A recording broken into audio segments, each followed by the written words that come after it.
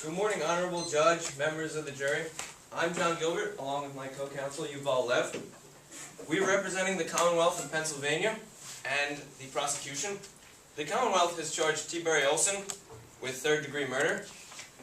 The three criteria to convict somebody of third-degree murder are: 1, the deceased person must be deceased, which in this case, Therese Jamison is deceased.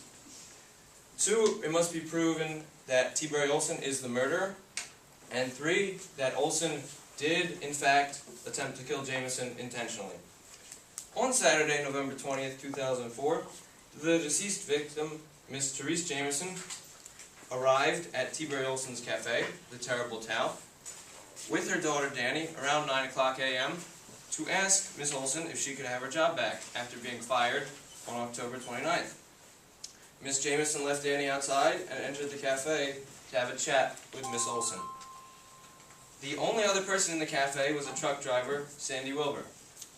According to Wilbur and Danny Jamison, Olson took Miss Jamison into the back of the restaurant to talk. After a few minutes, Olson returned without Jamison, and Jamison was found later that day in a dumpster with a brick lying next to her that killed her. The person that found her was DJ Moats, who we have over there.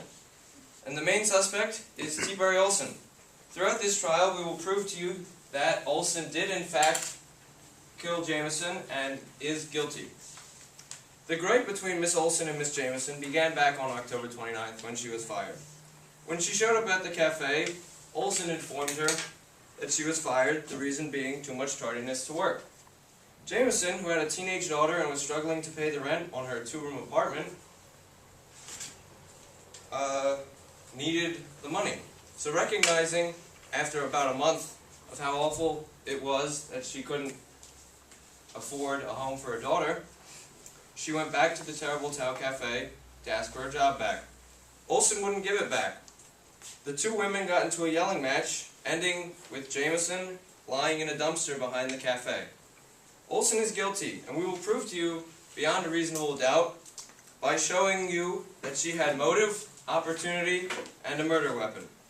The weapon that she had access to was a brick.